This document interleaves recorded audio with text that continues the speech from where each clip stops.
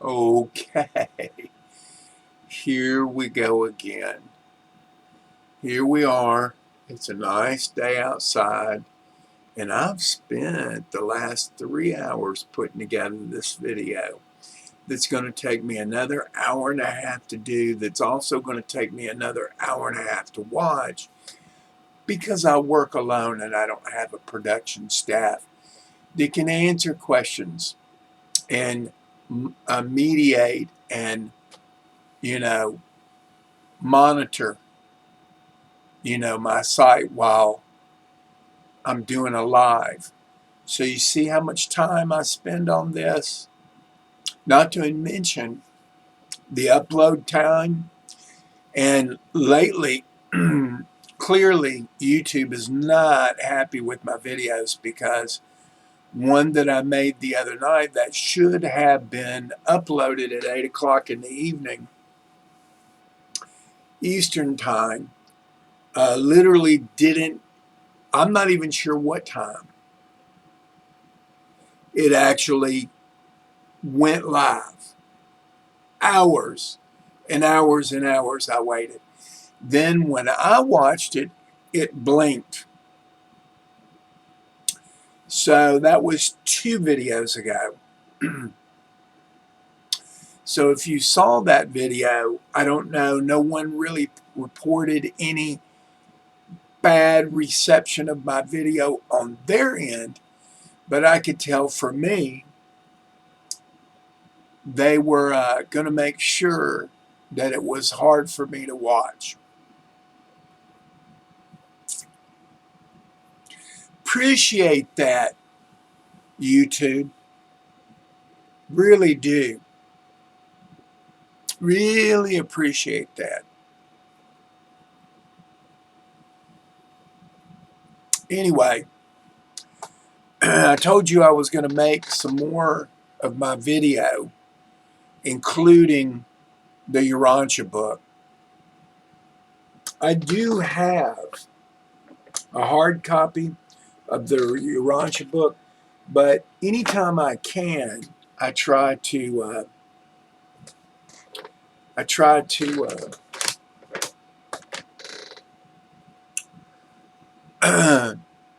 get the book on PDF. It's easier for me to navigate on the internet. I can get to where I need to go searching words fairly quickly. And then I just, if I think the book is worth having, then I'll buy and pay for it out of my own pocket. I don't mind that, because the way I see it, I don't owe you anything. I don't owe anyone anything. I have literally said no. And in legal definition, that's nay. Because if you say no to a judge, he'll just say, well, he's saying he's nay knows. So no doesn't just mean no. Nay means nay. No does not mean nay. So just remember that. So anyway, I wanted to do this video. I'm going to warm up on some subjects that are not new subjects, though we're going to cover some of this in the form of sacrifices from the Urantia book. One thing I do want to say, I did look at a video recently that said Rh negatives cannot be cloned. Didn't go into enough scientific detail as to why that is. I don't know if I believe that. I don't know if I want you to believe that, because if I should suddenly show up singing a different tune, I want you to tune out, because I'm not going to allow myself to teach,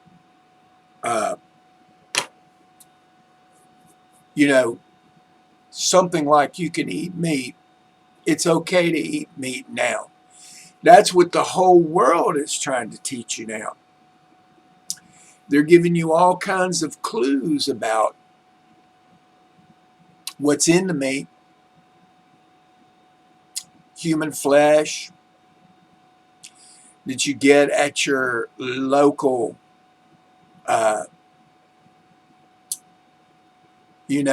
restaurants, takeout restaurants, right?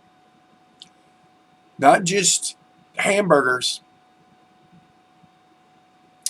but chickens too.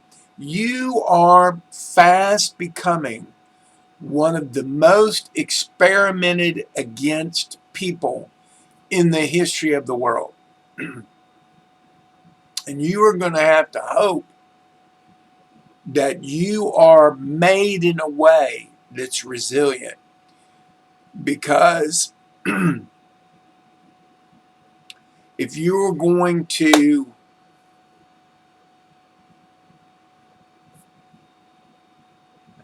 not be a burden in the near future, you're going to have to eat the right things. So that's a big deal. And it's becoming less and less and less and less available.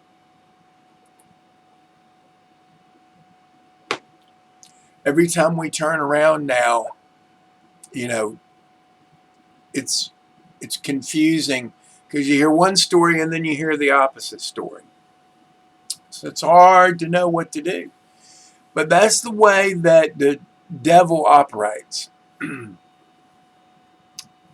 That's the way that the stinking Anunnaki operate. And if you watch the Anunnaki rock opera, which you can find in small bits with English subtitles, it's from Brazil, so it naturally is going to have to be read while you watch it. It's animated, so the images are very interesting, knowing that these Anunnaki had, they like to fly around with their little wings so that they could pretend to be righteous angels.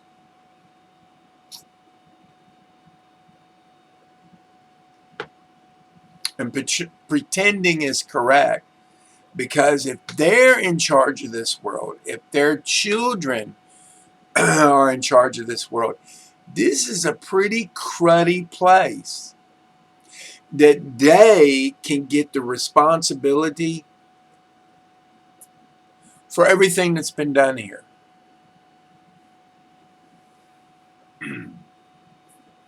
From the,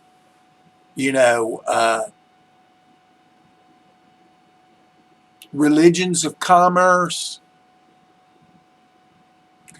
to the enslavement done by the governments, foreign governments, I might add.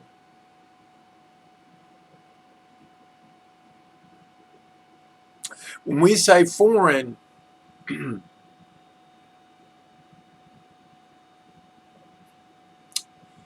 there is most definitely a hidden hand here.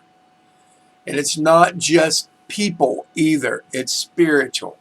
And by the way, that word spiritual, do me a favor, don't use that word in a positive way. There is no such thing as positive spiritually. Spiritually, archons, archangels, arches, fastened to the bottom, moon stars, monsters.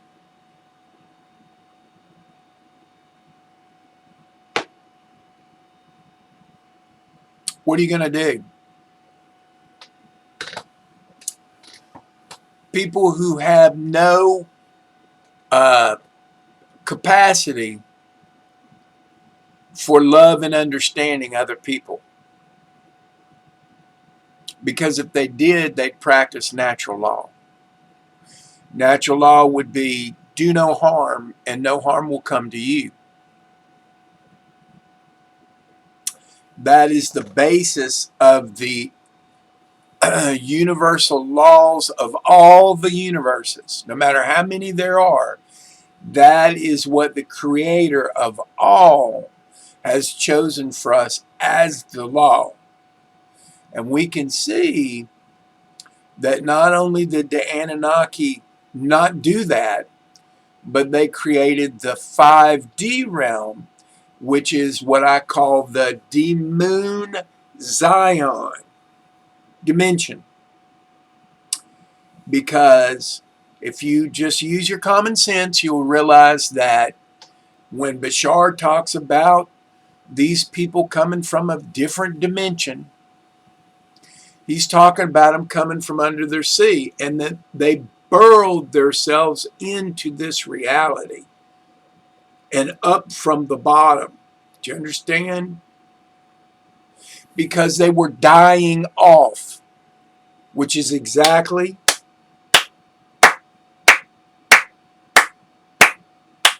what they earned. Talking about them little grays. They used to be big old giants. Enki, Enlil, Marduk, Ningishita, Nurgle, all of the, what's her name? Inanna, all of the retards of one family.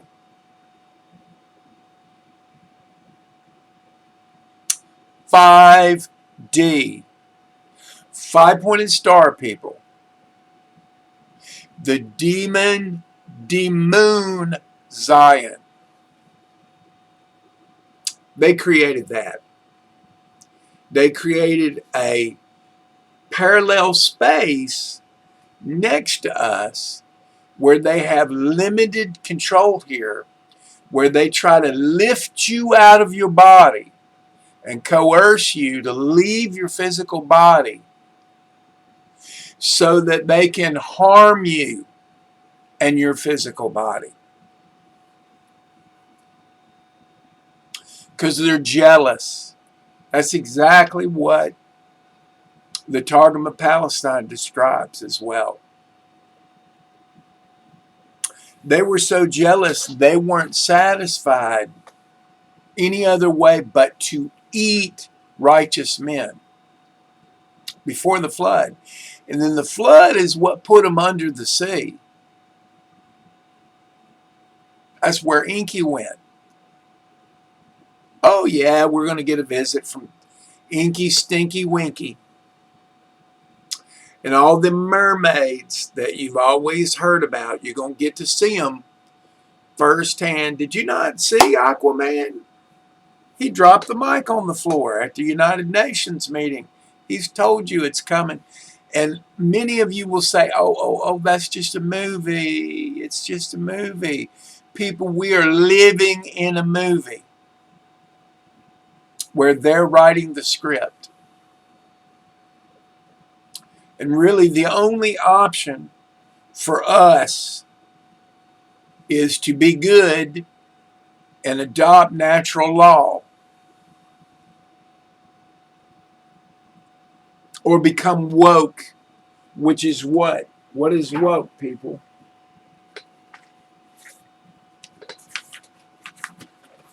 What is it? Willingly overlooking known evil.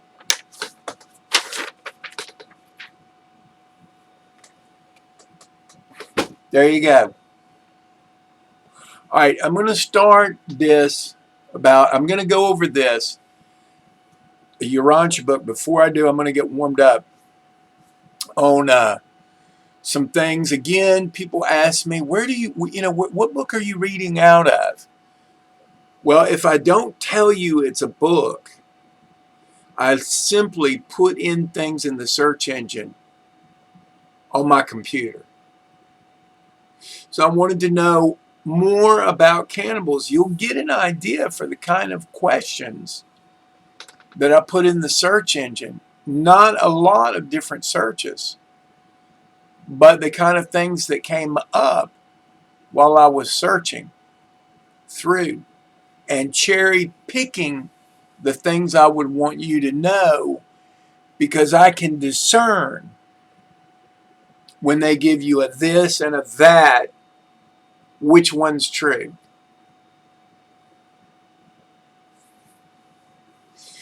Who was the first known cannibal? Here's a oldie but goodie. You saw the Anunnaki rock opera. So you have an image of who these bastards were, and it matches up with those images in stone.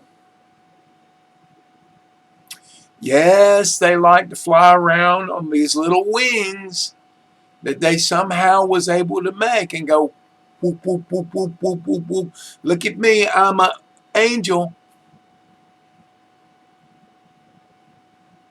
So ridiculous. Why do that when you've got a saucer, right? Or a helicopter, right? It's senseless. But I guess, you know, that's how they convinced people. Ooh, look at us, we're gods. We're dogs in the sky. Backwards dogs in the sky. Anyway, first known cannibal was the Neanderthal. Now, why is that important? Because Homo habilis was the original hominid here. This is the ones that Enki found in the Absu in Africa. Now, they could have been all over the world. They could have easily been Bigfoot, or Bigfoot is a psyop. Either way, we know that there were hominids who were here. In Enki's own words, supposedly in the fossil tables, we can see it. So where does Neanderthal fit into this? Well, that is your first blending of, Anunnaki and Homo habilis. This is their attempt to marry two different places, two different peoples, okay, maybe three. This was their attempt to marry them together, to mix their DNA.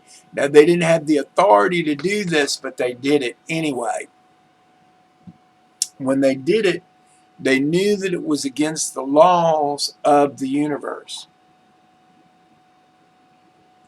So what they're specifically doing to Rh negatives right now, trust me, is way beyond. This business has been going on for 6,000 years minimum. Now, will there be payback for that? Yes, there will. If John the Baptist, who was surely Elijah, cuts the heads of 300 prophets of Baal down at the riverbank, I don't care if they are prophets of Baal. If he cuts 300 of them, and he is surely Elijah, John the Baptist, do you understand what that story is supposed to teach you? Now they came up with, okay, if you get killed, you can, in the next life, you can kill who killed you in this one. Sometimes it's probably one of your closest family members. Who knows? This is just a big game for them. Something to take up their time so that they can watch and go, ooh, let's experiment on this next. Oh, look, the black people were the original people of North and South America. Let's make the whites, let's put in a little extra admixture. Let's make the whites stronger this time so that they can subdue the blacks. Ooh, we'll come back around where the blacks can re-subdue the whites. And we'll just let it play back and forth, you know, like chess.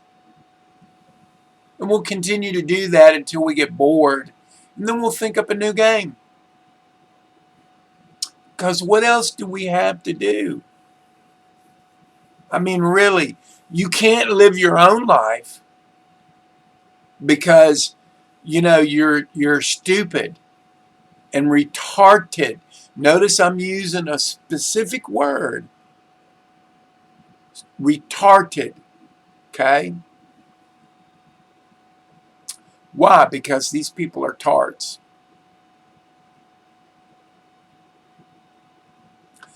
Definitely sour in the belly. Okay? Anyway, says Neanderthal whose victims 100,000-year-old bones were discovered in Moula Girsi, a cave in France. 6 sets of remains show evidence of successful attempts to reach brains and marrow.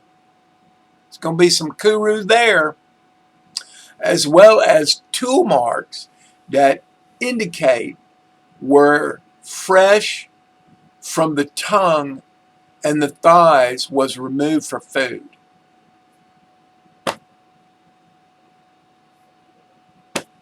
What do you expect when you mix an Anunnaki with anything? What do you expect? Now, some of them will be different. Obviously, we have Rh negatives here that are different. We don't always know the power that we have here. We should not be followers here. We should be leaders, and we should be doing right things. Clearly, in my life, my father was demonically possessed. The A negatives had the hardest time with this.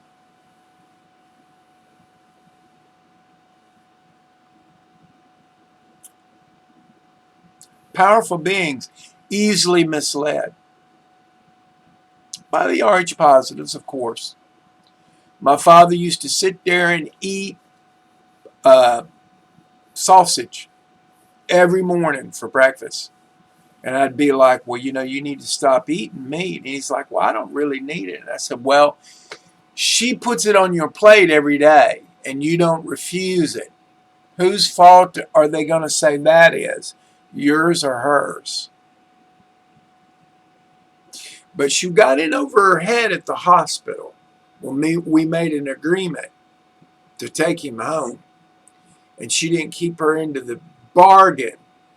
Within a year, she was dead. So there you go.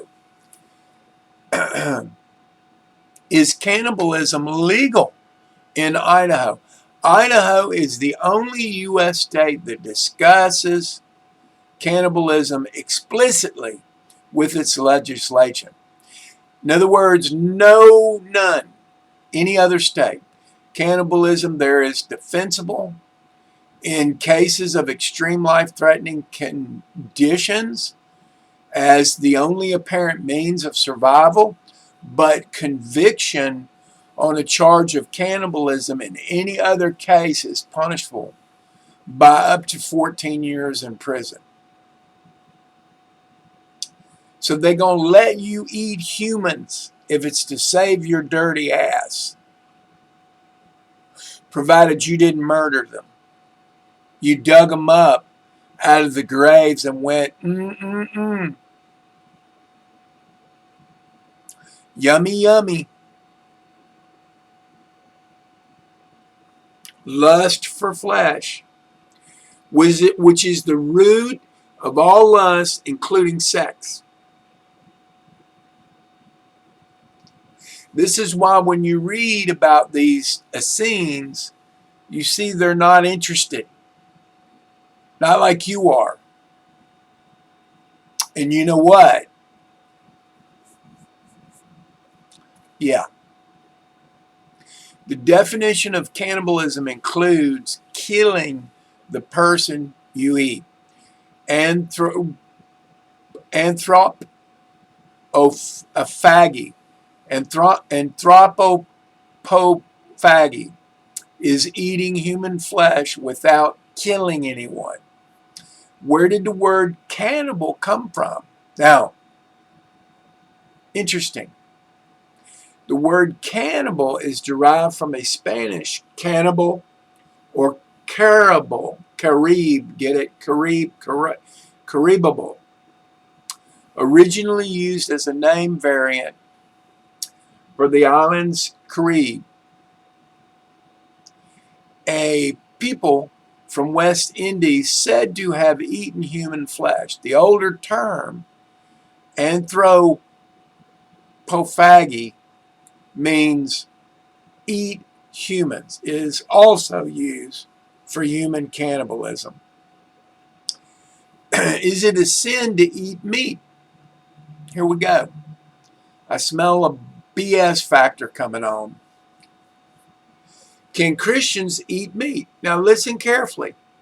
Most Christians eat meat and may do so believing that God, now again, this is a backwards dog, okay? Most specifically, XES in the book of Revelation, that when you spell it out, spells the name Zeus, who's supposed to be 666. And if you just put a G in front of it, people, intended animals for our consumption, that God. But as eating animals was not God's intention, now, it was certainly not the Creator's intention. When He created the world, Christians striving to return to the Garden of Eden increasingly see eschewing meat as one way to get closer to, says here God, I'm not going to say God even with a capital G, I'm going to say the Creator of all beginning. In other words, the one, the first one. Leviticus 11 says, Bible Gateway, Leviticus 11, NIV, you may eat any animal that has a split hoof, completely divided in that chews cud. There are some that only chew the cud or only have a split, but you must not eat them.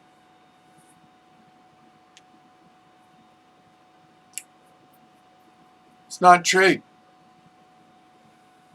What does the Bible say about eating meat? It says all food is clean, but it is wrong for a man to eat anything that causes someone else to stumble. It is better not to eat meat or drink wine or to do anything else that will cause your brother to fall. So whatever you believe about these things, keep between yourself and God. In other words, don't talk to the pagans about it because they don't want to hear it. What is the real definition of cannibal? It says it's a noun, person who eats human flesh, especially for magical or religious purposes. We're going to learn a little later, or we already did in the Urantia, that magical is just a mystery. Just means mystery. As among certain tribal peoples, any animal that eats its own kind. I'm not sure that's the correct definition. If they're saying, listen, this person that we're calling Cain and Baal put together, okay, because you worship a different God. And Cain, obviously, you were definitely worshiping an Anunnaki because they ate meat from the very beginning.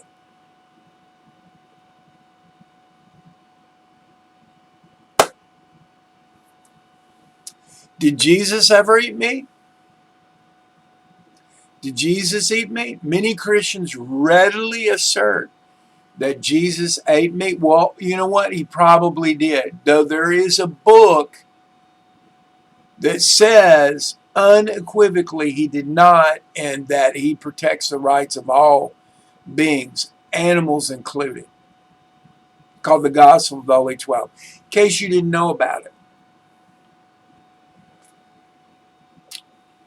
Yet there isn't one instance in which he ate meat recorded in the Bible or other historical texts. Historians have frequently noted that Jesus' brother James was a vegetarian and had been raised a vegetarian. Cannot be a righteous teacher and eat rotten flesh. What is forbidden to eat in Christianity? The only dietary restrictions specified for Christians in the New Testaments are to abstain from food sacrificed to idols. Well, that's just about every animal. Now, whether you can get down there and dig an octopus out of the sea with your own hands, that stands to reason, probably not.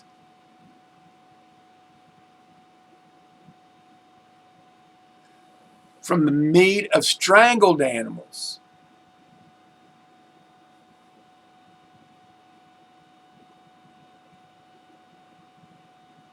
What does that matter?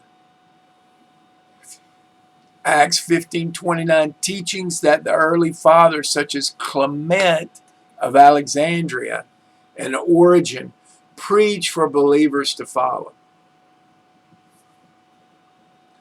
Well, Clement was of the second 12, the Gentiles. So he was a pagan that was being groomed. If you want to believe that story, it's up to you. It says, Genesis 1, the Lord, behold, and I have given you every herb that seedeth upon the face of all the earth, and every unfruitful tree for the need of building and for burning,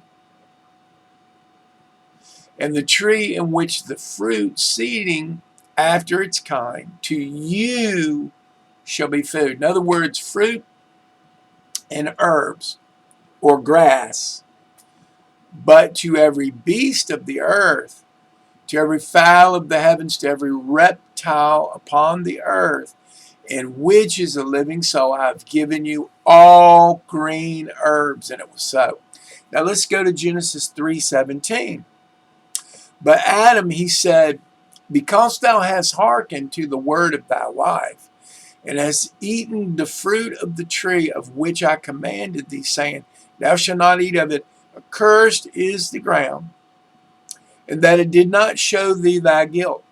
In labor shalt thou eat of it all the days of your life. Of the ground, you understand? Thorns and thistles will it put forth an increase on account of thee. And thou shalt eat the herb which is on the face of the field. And Adam answered, I pray thee through mercies from before the Lord, that we may not be accounted as cattle to eat the herb of the face of the field. Let us stand up and labor with the labor of our hands, and eat food of the food of the earth. And thus let there be distinction before thee between the children of men and the offspring of cattle.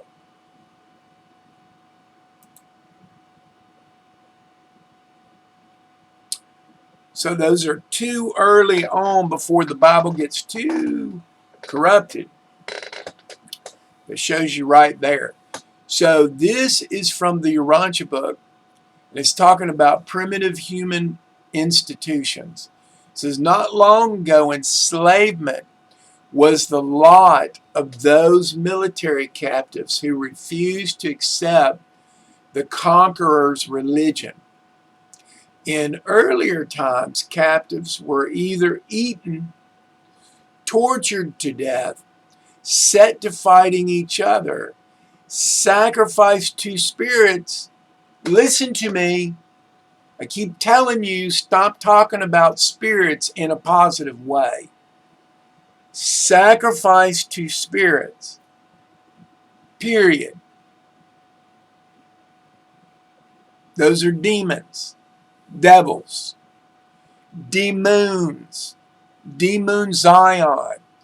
Fifth dimension. First dimension under the earth, second dimension under the sea, third dimension on top of the earth, fourth dimension in the air. Now, those are separated by certain things. Clearly, they're different dimensions. So 5D is something different. That's where all the demons are. Not necessarily all the soul people. That's where all the demons are. So this is further 88.3.1. It says, fetishes ran through all primitive cults, from the earliest beliefs in sacred stones, through idolatry, cannibalism, the nature worship, to totemism. Okay? All of that we learned before in the last video. The origins of sacrifice. This is around 89.4.1. Now listen, so I'm going to read through this one. It's going to take me a little while, just a little while. Sacrifice as a part of religious devotions, like many other worshipful rituals, did not have a simple or single origin. The tendency to bow down before power and to prostrate oneself in the worshipful adoration in the presence of mystery is foreshadowed in the fawning of the dog before its master. It is but one step from the impulse of worship to the act of sacrifice. Primitive man gauged the value of his sacrifice by the pain which he suffered. When the idea of sacrifice first attached itself to religious ceremonial, no offering was contemplated which was not productive of pain. The first sacrifices were such acts as plucking hair, cutting the flesh, mutilations, knocking out teeth, and cutting off fingers. As civilization advanced, these crude concepts of sacrifice, now think about it, sacrificing to demons, to spirits, were elevated to the level of rituals of self-abnegation, asceticism, fasting, deprivation, and later Christian doctrine of sanctification through sorrow, suffering, and mortification of flesh.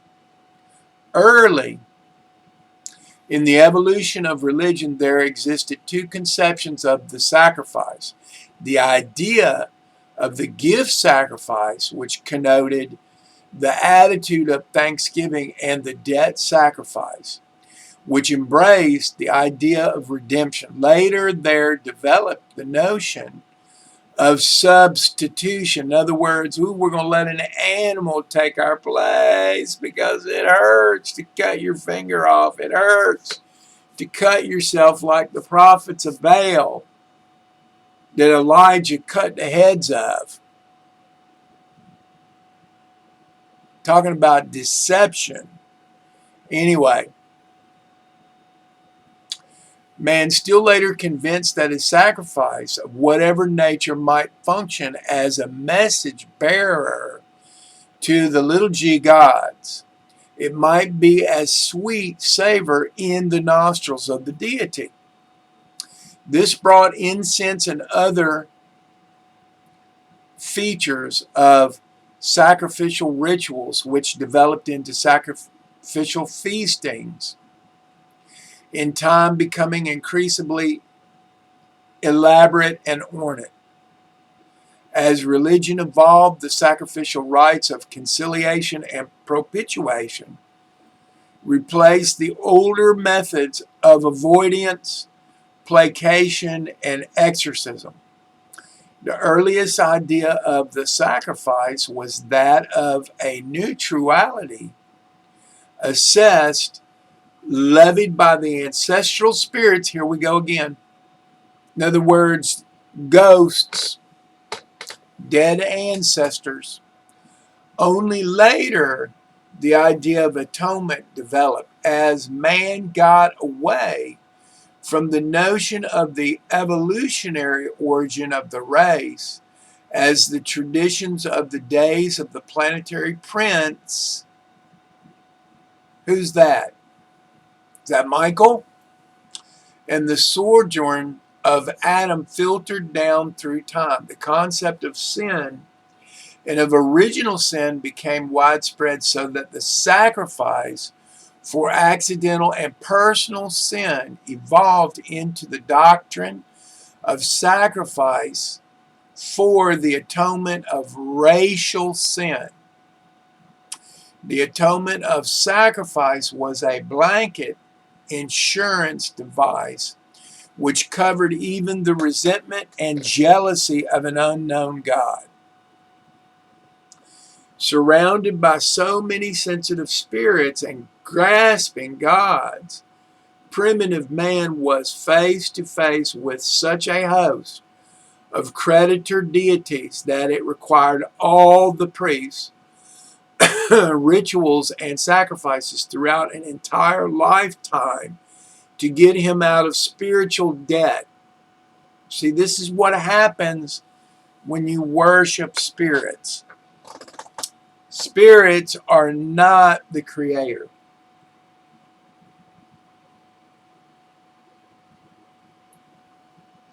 They may be a type of creator, but it's not a whole type. W-H-O-L-E. It's a whole type. In other words, with a hole in it.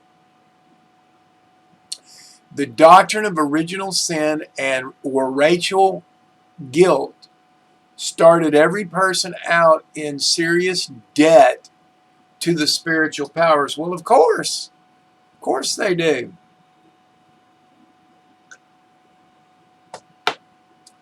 You didn't have a chance, not even from the beginning.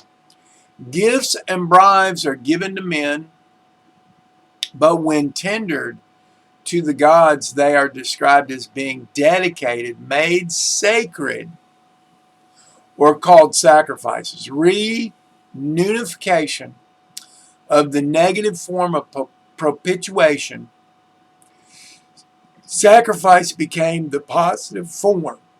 The act of propitiation included praise, glory, flattery, and even entertainment. In other words, Salome had to dance for you. Girl tried to put me out of business.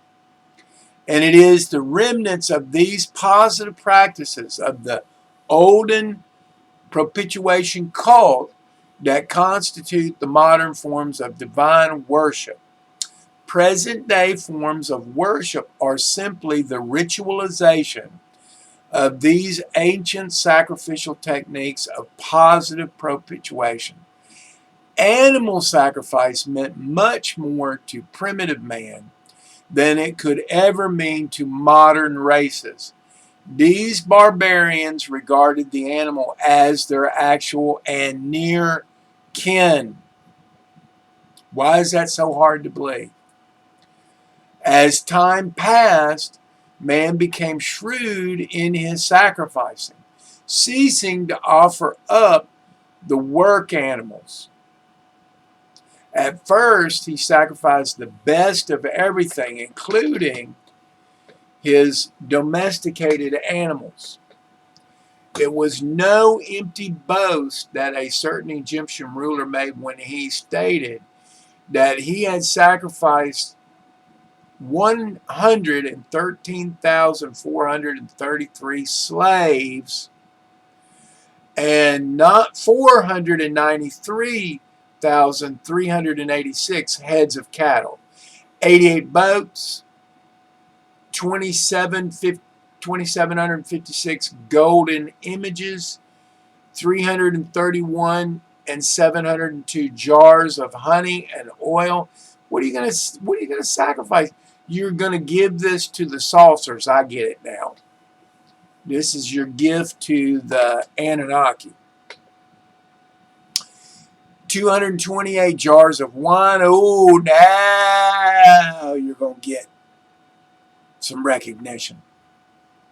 680, 714 geese. 6,744, 428 loaves of bread. 57,440, 332 sacks of corn. And in order to do this, he must needs have sorely taxed his toiling subjects. So in other words, he had to go and get all this from his subject. So you see how the mafia works and how it's all handed down to you by the Anunnaki. You see how that works? Sheer necessity eventually drove these semi-savages to eat the material part of their sacrifices, the gods having enjoyed the soul thereof. In other words, the demons eating the souls. Loosh. Can you comprehend that? Living off the loosh. Okay? See, that's why all them, so-called rules, so that the animal could lay there for 3.5 days before it was touched. So that the soul had left, do you understand? Or had been fetched. You don't have to worry about where you're going.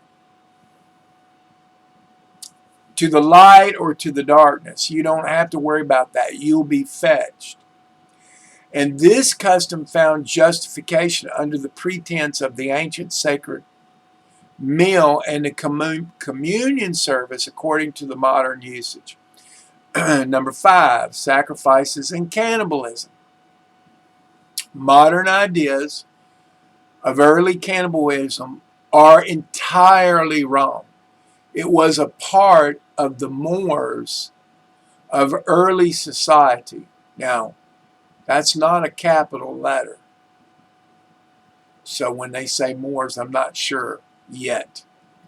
While cannibalism is traditionally horrible to the modern civilization, now that I think about this, I'm pretty sure that, okay, we know that,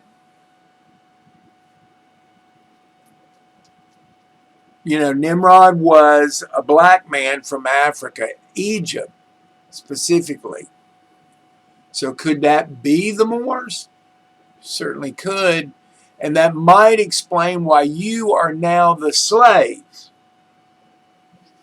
Because your civilization didn't seem to figure out what you were doing wrong when you were here in North America. God, according to the Book of Mormon, you came here through Babylon. That's where you left to come here. Always creating solar deities when you're anything but. Group interest dedicated to the practice of cannibalism. It grew up through the urge of necessity and persisted because of the slavery of superstition and ignorance. It was a social, economic, religious, and military custom. Early man was a cannibal. They're talking about what? Early man? No, they're not talking about Homo habilis, Homo erectus. They're talking about Neanderthal, which is the first being to be blended with the Anunnaki. He enjoyed human flesh, and therefore he offered it as a food gift to the spirits and his primitive little g gods, backwards dogs.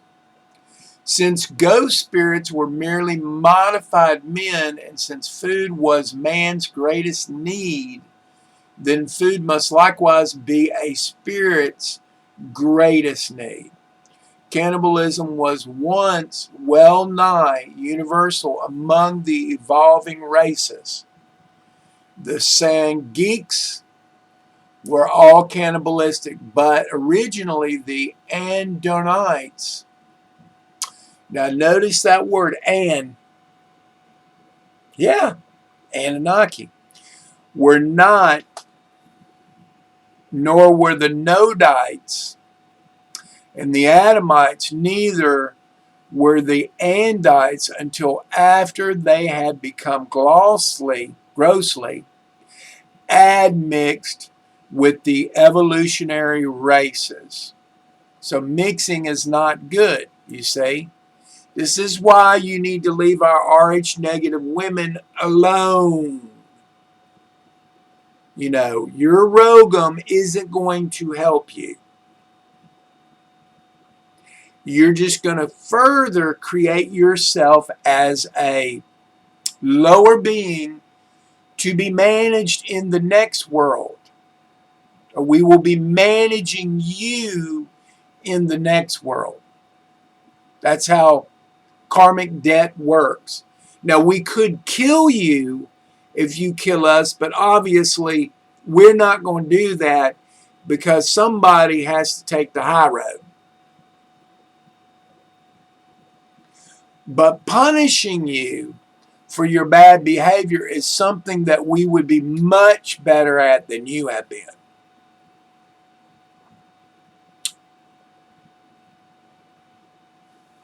Now you'll understand the love of a person that has a heart that could have ripped you a new one. But don't get yourself too excited just yet. It's not going to be that way on day one. The taste for human flesh grows, having been started through hunger, friendship, revenge, or religious ritual. The eating of human flesh goes on to habitual cannibalism. And that's what we saw with Pizzagate and the politicians. Why the children? Because the children are not as defiled as the adults. Man-eating has arisen through food scarcity, though this has seldom been the underlying reason. The Eskimos and early Andonites, however, seldom were cannibalistic except in times of famine.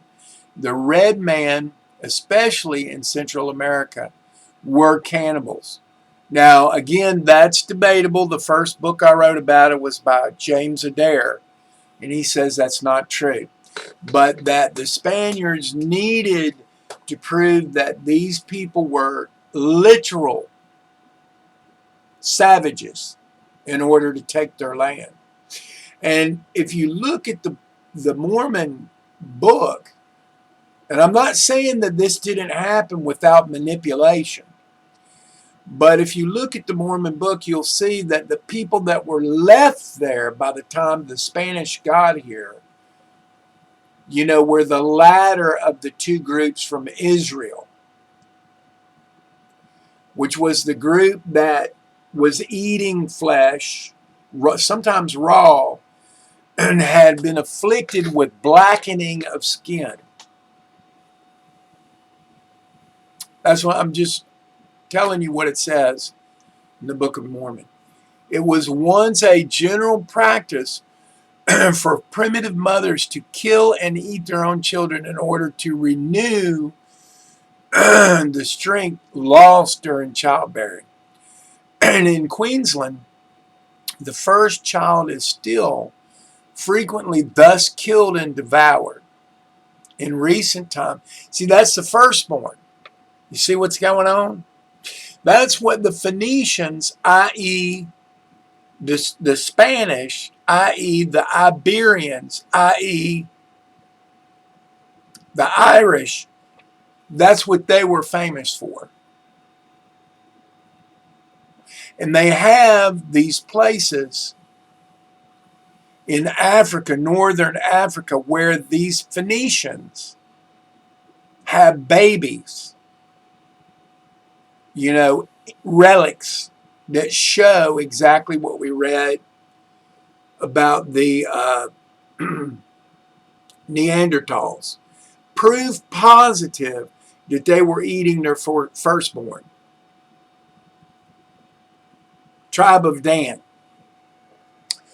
Some cannibals resulted from the degeneration of one superior stocks, but it was mostly prevalent among the evolutionary races. Man-eating came on at a time when men experienced intense and bitter emotions regarding their enemies. Now keep in mind, they're killing the men. They're not killing the women. They're using the women for whatever they want to use them for, just like the elite does today.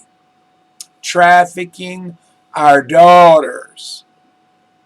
Do you understand?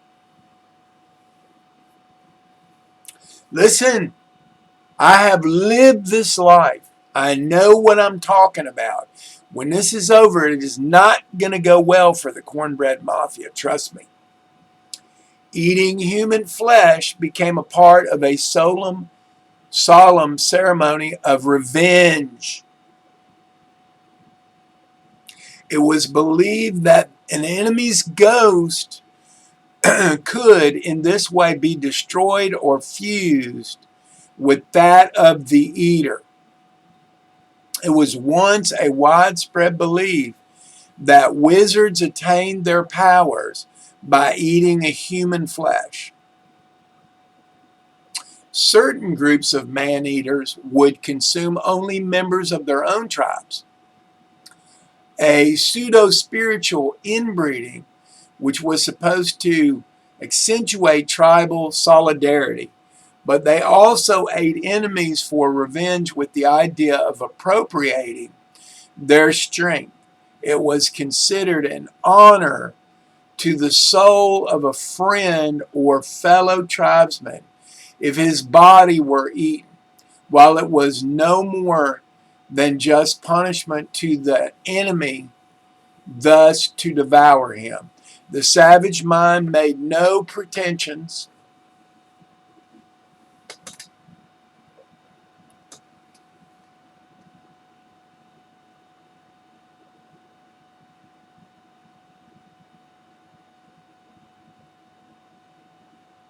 to being consistent. Among some tribes, aged parents would seek to be eaten by their children. Among others, it would be customary to refrain from eating near relations. Their bodies were sold or exchanged for those of strangers.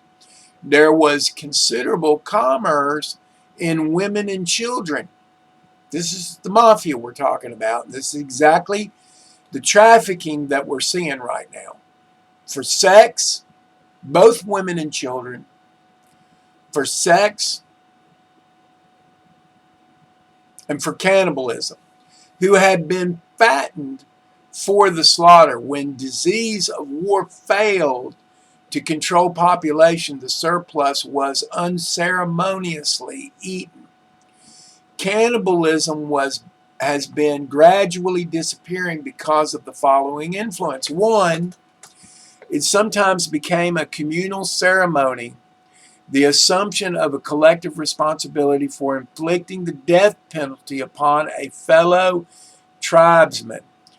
The blood guilt ceases to be a crime when participated in by society. The last of cannibalism in Asia was this eating of executed criminals. It very early became a religious ritual, but the growth of ghost fear did not always operate to reduce man-eating. 3.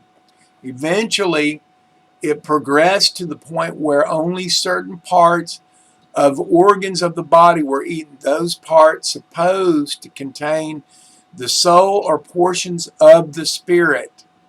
We don't care about the spirit. were interested in the protection of souls. Blood drinking became common, and it was customary to mix the edible parts of the body with medicines.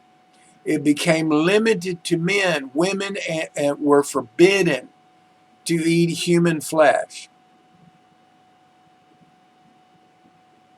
It was next limited to the chiefs, priests, and shamans. Then it became taboo among the higher tribes, probably like the Cherokee.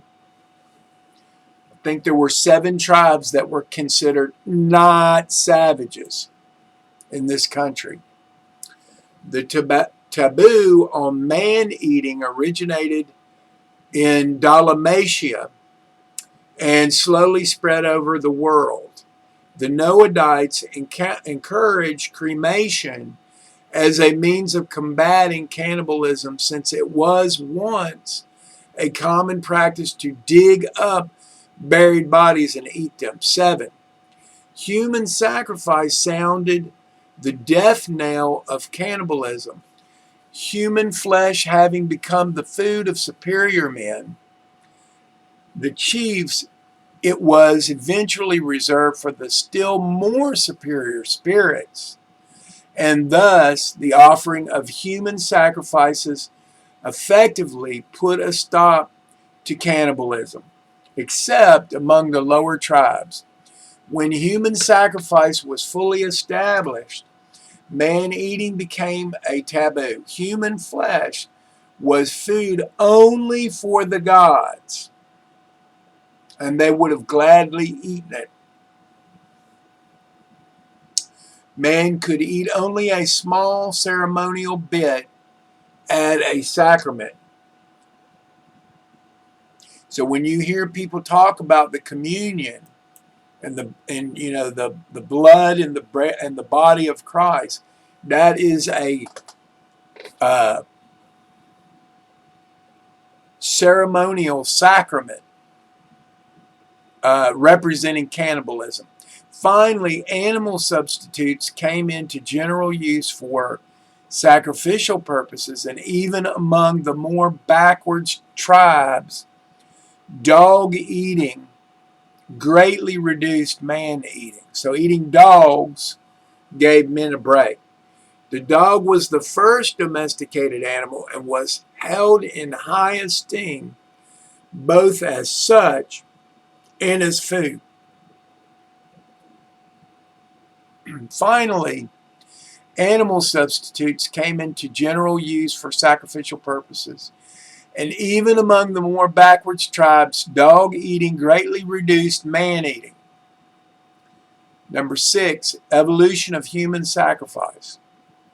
Human sacrifice was an indirect result of cannibalism as well as its cure. Providing spirits escorts to the spirit world also led to the lessening of man-eating, as it was never the custom to eat these dead sacrifices. No race has been entirely free from the practice of human sacrifice in some form and in some time, even though the Andonites, Noahdites, and Adamites were the least addicted to cannibalism. Human sacrifice has been virtually universal. It persisted in the religious customs of the Chinese, the Hindus, the Egyptians, the Hebrews, the Mesopotamians, the Greeks, the Romans. Well, there's everybody accounted for.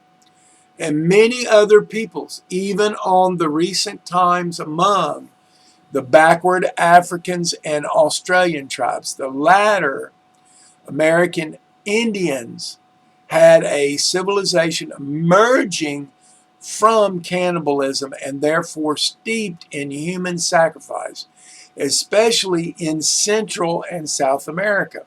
The Chaldeans were among the first to abandon the sacrificing of humans for ordinary occasions, substituting therefore animals.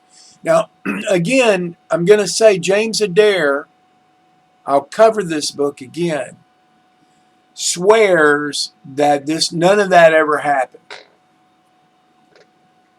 About 2,000 years ago, a tender-hearted Japanese emperor introduced clay images to take the place of human sacrifices, but it was less than 1,000 years ago that these sacrifices died out in Northern Europe. Among certain backwards tribes, human sacrifice is still carried out by volunteers, a sort of religious or ritual suicide. A shaman once ordered the sacrifice of a much respected old man of a certain tribe. The people revolted. They refused to obey, whereupon the old man had his own son dispatch him. The ancients really believed in this custom. Well, they had teachers, did they not?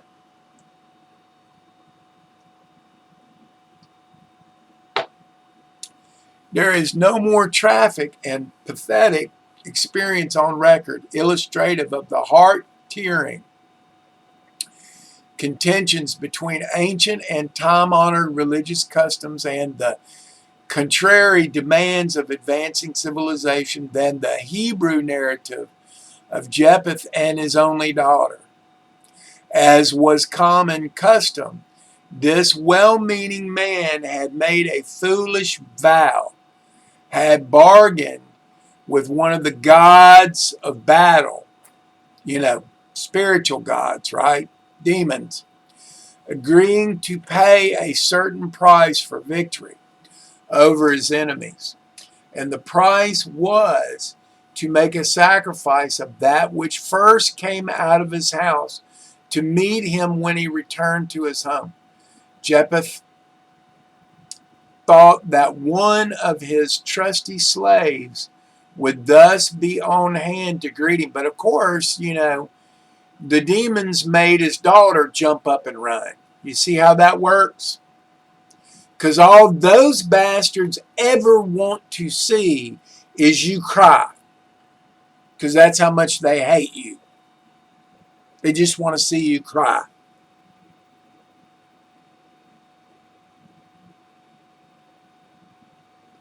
And so even at the late date and among a supposedly civilized people, this beautiful maiden, after 2 months to mourn her fate, was actually offered as a human sacrifice by her father, and with the approval of his fellow tribesmen. And all this was done in the face of Moses. Stringent rulings against the offering of human sacrifice. But see, you've got Canaanites in the land because you wouldn't get rid of them. But men and women are addicted to making foolish and needless vows, and the men of the old held all such pledges to be highly sacred. Yeah, you wouldn't want to piss off one of them archons, would you?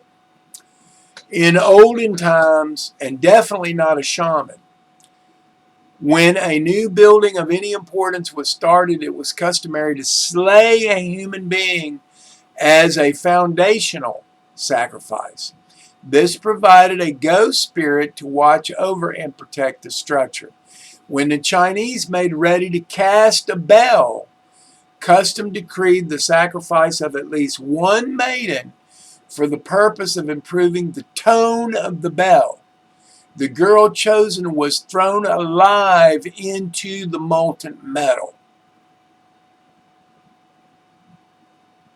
It was long the practice of many groups to build slaves alive into important walls. In latter times, the northern European tribes substituted the walling in of the shadow of a passerby for the custom of entombing living persons in the walls of the new buildings. The Chinese buried in a wall those workmen who died while constructing it. A petty king in Palestine In building the walls of Jericho, laid the foundations thereof, Abiram, his firstborn, and set up the gates thereof of his youngest son, Sigub. At that late date, not only did his father put 2 of his sons alive in the foundation halls of the city gates, but his action is also recorded as being according to the word of the Lord. Moses had forbidden these foundational sacrifices, but the Israelites reverted to them soon after his death. The 20th century ceremony of depositing trinkets and keepsakes in the cornerstone of a new building is reminiscent of the primitive foundation sacrifices. It was long the custom of many peoples to dedicate the first fruits to spirits, that'd be your firstborns, right? And these observances, now more or less symbolic, are all survivals of the early ceremonies involving human sacrifice. The idea of offering the firstborn as a sacrifice was widespread among the ancients, especially among the Phoenicians. What did I tell you? Who were the last to give it up. It used to be said upon sacrificing life for life. Now you say, at death, dust to dust. The spectacle of Abraham constrained to the sacrifice of his son Isaac, while shocking to civilized susceptibilities, was not a new or strange idea to the men in those days. It was long a prevalent practice for fathers at time of great emotional stress to sacrifice their firstborn sons. Yeah, your ABs. Thanks a lot. Many peoples have a tradition analogous to this story, for there once existed a worldwide and profound belief that it was necessary to offer human sacrifice when anything extraordinary or unusual happened. 7 modifications of human sacrifice. Moses attempted to end human sacrifices by inaugurating the ransom of as a substitute.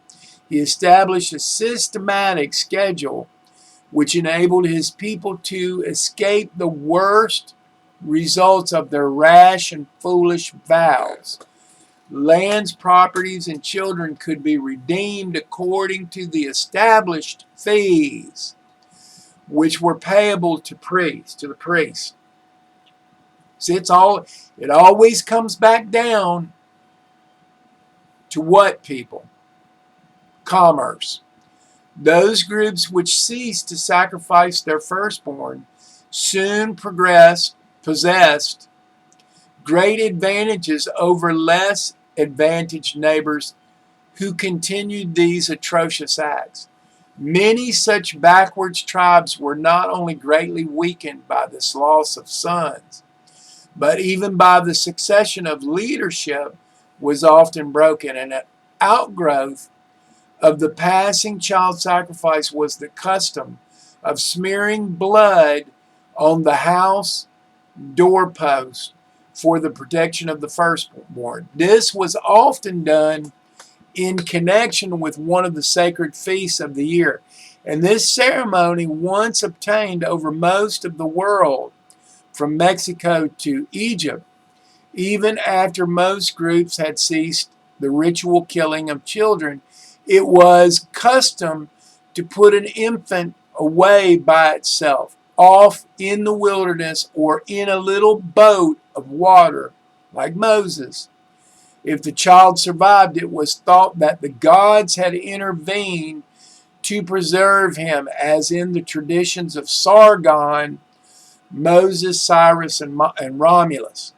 Then came the practice of dedicating the firstborn sons as sacrifice or sacrificial, allowing them to grow up and then exiling them in lieu of death. This was the origin of colonization. The Romans adhered to this custom in their scheme of colonization. Many of the particular associations of sex laxity with primitive worship had their own origin in connection with human sacrifices. In the olden times, if a woman met headhunters, she could redeem her life by sexual surrender. Later, a maiden consecrated to the gods as a sacrifice might elect to redeem her life by dedicating her body for the life of the sacred sex service of the temple. How retarded. Just like on Eyes Wide Shut, if you remember that movie. In this way, she could earn her redemption money. The ancients regarded it as a highly elevated to have sex relations with a woman thus engaged in ransoming her life. It was a religious ceremony to consort with these sacred maidens, and in addition, this whole ritual afforded an acceptable excuse for commonplace. No, it's not acceptable. Commonplace sexual gratification.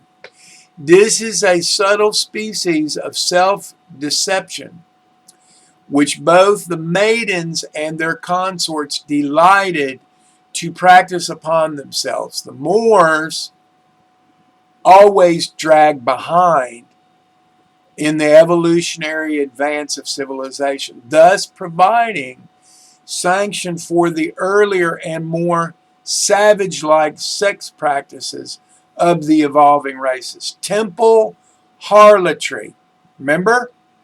Read all about that in Esdras. Temple harlotry eventually spread throughout southern Europe and Asia. The money earned the temple prostitutes was held sacred among all peoples, a high gift to present to the little g gods, backwards dogs. The highest types of women thronged the temple sex marts and devoted their earnings to all kinds of sacred services and works of public good. Many of the better classes of women collected their dowries by temporary sex services in the temples, and most men preferred to have such women for wives. Redemption and covenants. Sacrificial redemption and temple prostitution were in reality modifications of human sacrifice. Next came the mock sacrifice of daughters. This ceremony consisted in bloodletting with dedication to lifelong virginity and was a moral reaction to the older temple harlotry. In more recent times, virgins dedicated themselves to the service of tending the sacred temple fires. Men eventually conceived the idea that the offering of some part of the body could take the place of the older and complete human sacrifice. Physical mutilation was also considered to be an acceptable substitute. Hairs, nails, blood, and even fingers and toes were sacrificed. The latter and well-nigh universal ancient rite of circumcision was an outgrowth of the cult of partial sacrifice. It was purely sacrificial, no thought of hygiene being attached thereto. Men were circumcised, women had their ears pierced. Subsequently, it became the custom to bind fingers together instead of cutting them off. Shaving the heads and cutting the hair were likewise forms of religious devotion. Making the eunuchs was the first modification of the idea of human sacrifice. Nose and lip piercing is still practiced in Africa, and tattooing is an artistic evolution of an earlier crude scarring of the body. The custom of sacrifice eventually became associated as a result of advanced teaching with the idea of the covenant. At last, the little G-dogs were conceived as of entering into real agreements with man. And this was the major step in the stabilization of religion. Law, a covenant, takes the place of luck, fear, and superstitions. Man could never even dream of entering into a contract with a deity until his concept of God had advanced to the level whereon the universe controllers were envisioned as dependable. But they're not. And man's early idea of God, capital G, was so anthropomorphic that he was unable to conceive of a dependable deity until he himself became relatively dependable, moral, and ethical. But the idea of making a covenant with the gods did finally arrive. Evolutionary man eventually acquired such moral dignity that he dared to bargain with his gods, with demons, people.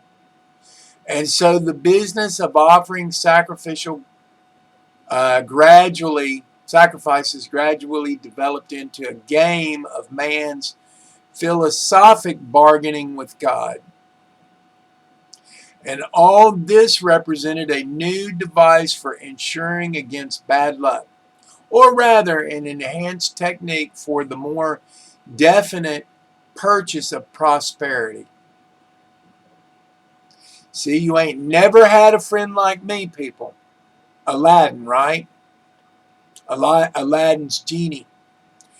Do not entertain the mistaken idea that these early sacrifices were a free gift to the gods, a spontaneous offering of gratitude or thanksgiving. They were not expressions of true worship. You're making a deal with the demon. Now, the demons don't want to take responsibility for your education. See, they don't want to do that, so they're going to blame you because it's not true worship.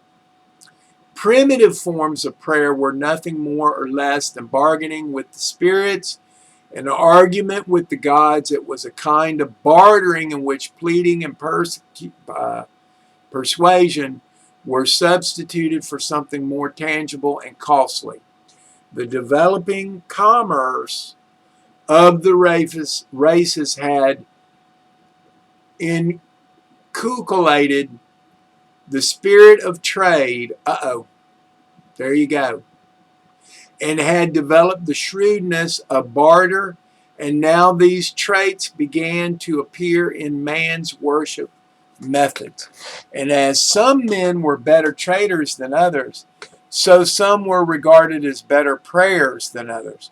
The prayer of the just man was held in high esteem. A just man was one who had paid all accounts to the spirits. There you go. You're going to make deals with them, they're going to hold your feet to the fire. Had fully discharged every ritual obligation to the gods. Early prayer was hardly worship. It was a bargaining petition for health, wealth, and life. And in many respects, prayers have not much changed with the passing of the ages. They are still read out of books, recited formally, and written out for the emplacement on wheels and for hanging on trees, where the blowing of the winds will save man the trouble of expending his own breath. Sac 9. Okay. Yeah. Sacrifices and sacraments. The human sacrifice throughout the course of the evolution of Urantia rituals has advanced from the bloody business of man-eating to the higher and more symbolic levels. The early rituals of sacrifice bred the latter ceremonies of sacrament. In more recent times, the priest alone would partake of a bit of the cannibalistic sacrifice or drop of human blood, and then all would partake of the animal substitute. These early ideas of ransom, redemption, and covenants had evolved into the latter-day sacramental services, and all this ceremonial evolution was exerted a mighty socializing influence.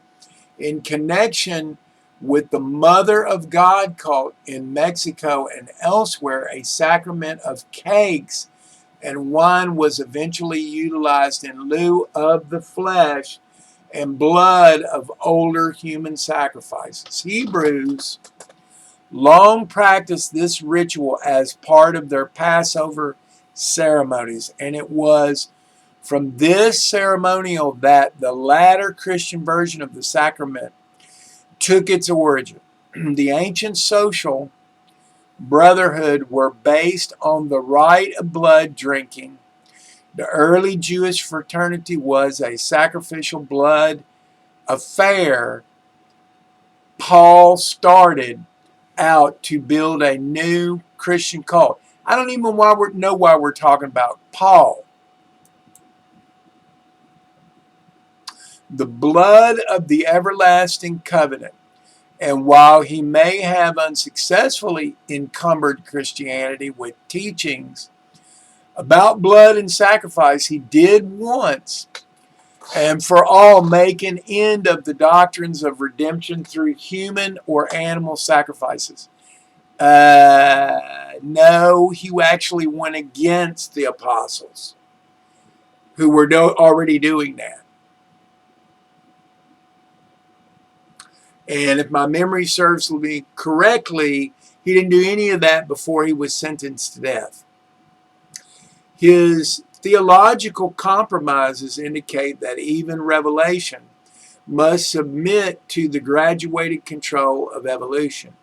According to Paul, Christ became the last and all-sufficient human sacrifice. The divine judge is now fully and forever satisfied. And so, after long ages, the cult of sacrifice has evolved into a cult of sacrament. Thus are the sacraments of modern religions the legitimate successors of those shocking early ceremonies of human sacrifice and still earlier cannibalistic rituals. Many still depend upon the blood for salvation, but it has at least become figuratively, symbolically, and mystic. So let's look at what the ramifications of this is. Prion disease can be caught from different species, i.e. mad cow, bovine, spongiform cephalopathy, which when transferred to humans is called a variant of Creutzfeldt-Jakob, which is, I've written here, it's dementia. I've written Demoonsciya disease. Says it happened to people in Britain from eating beef with BSE. It is not that cannibalism makes it inherently worse. The issue is that the one person has it, others will get it too, because they are eating the dead person's affected person. Then they die, others eat them, and then they get infected. It will spread throughout the community through cannibalism. Without cannibalism, the affected person dies, and that's the end of it. In New Guinea, the women and children were more likely to get kuru because they ate brain where the altered prion proteins are more concentrated. Cannibalism doesn't cause prions, it just allows them to spread more efficiently depending on the exact kind of cannibalism. And eating other animals' meat can spread the prions too. In fact, that's what happened with mad cow disease, which spread from sheep to cattle to humans. The cattle were eating sheep, get it? Anyway, let me try to explain what's going on so maybe it will make more sense to you. Prions are misfolded proteins.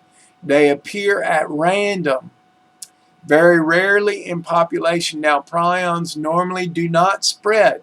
One animal or person gets them and dies. And then that's that. Perhaps in some cases, one animal gets them, a predator eats that animal. The predator also gets the prions and dies. And although the prions can't always spread between the two species, and that's the end of the chain of transmission. Unlike viruses or bacteria, prions don't have many adaptations to allow them to spread easily from animal to animal. Well, sheep, cattle, humans, I don't know if that's true.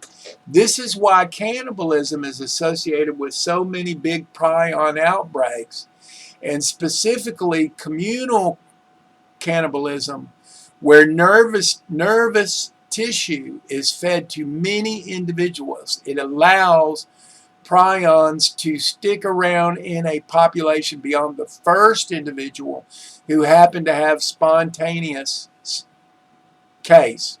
In the case of Kuru, the brain tissue, along with other parts of the body, was shared around the community when deceased individuals were eaten. This allowed the one original case to be transmitted to multiple people. And many years later, when they died, their remains in turn spread the disease to more people. Likewise, in mad cow outbreaks, infected tissue was ground up and incorporated into human feeds. Now, I didn't add this to this video, but let me just explain this again. If natural flavors, and keep in mind that humans are considered organic, so any consumption of humans is considered natural. Any. You can look it up. That means when we take the fetuses from the places where they're aborted at the aborted centers, in those trucks that are like the bank, and those children are going to be wholly added into the food supply, brains and all. You see, you don't have to get mad cow. You can easily get from all of that, you can easily get dementia. Look at the amount of dementia and Alzheimer's. I mean, really? Are you going to trust this government that's trying to get rid of 90% of the people so that they can more easily manage us? Really? This is why straight up predation isn't usually associated with prion disease. There's just not a way for the cycle of transmission to maintain itself because you are looking at a one-way chain. That's not what I just explained, people. Did Yahweh say that he was going to feed you your children if you didn't follow him? Talk about the demon god, Yaldabaoth, Enlil, Michael. You get it? If a lion eats an antelope with prion disease, even if it does happen to be susceptible, it's not going to be eaten by a bunch of antelopes later on They allow the disease to continue to spread in the antelope population. That said, you don't always need cannibalism. For example, something else is probably going on with the chronic wasting disease in deer. That's exactly right. That is exactly right.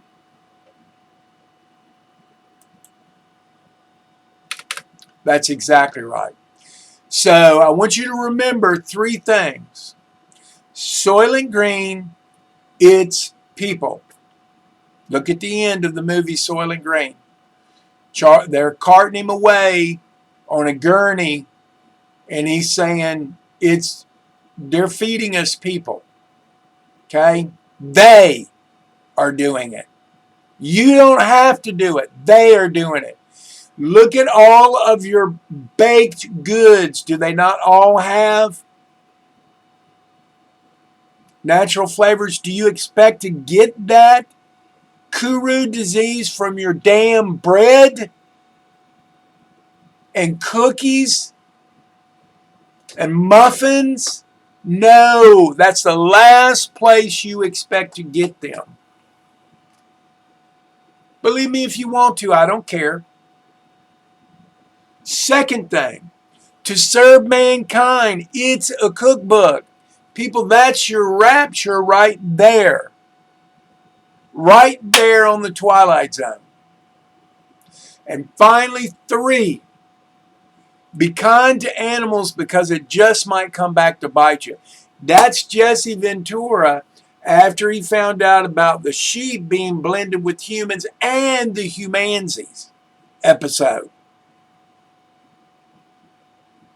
You wouldn't want to have to fight a Humansie. I can tell you that right now. You should have seen the look on his face when he was told Andre the Giant wouldn't have a chance.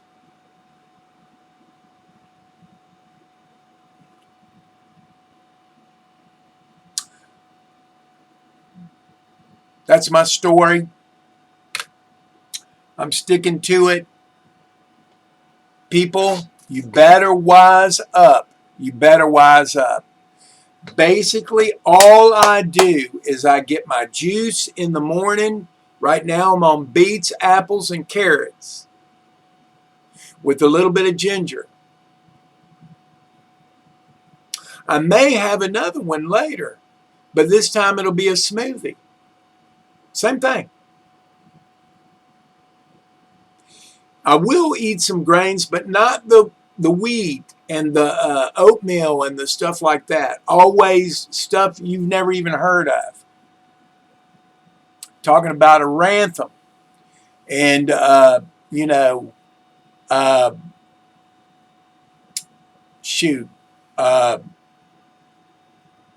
I've mentioned them before on the site, and I don't eat a lot of it, but if I eat grains, that's what I eat. I will eat brown rice and vegetables. Okay. And you don't need to eat a lot of people, a lot of food, people. Doesn't take a lot to feed you. And you need to be doing your wormwood so that you can knock back your parasites. You need to do that all the time with giving yourself a week break, maybe 2 weeks break every once in a while. Anyway, that is what I got for you for today. Thank you very much. Appreciate your time and your attention. And I hope you are learning from this. We are not going to be destroyed, people. They can't do it. This is our place. They can't do it. I don't care how much they try to make you think that you Rh negatives are alpha draconis and grays. Now, the O negatives may be connected, but not you, precious. Not you. That is not what you are. You are connected to the hominid beings that were here. And they were good people. They had no wars. They had no fighting. They ate not each other. Okay, that's the world we're looking for. And I'm demanding it. It's my right. I want you to remember that. Thank you very much. Have a nice day.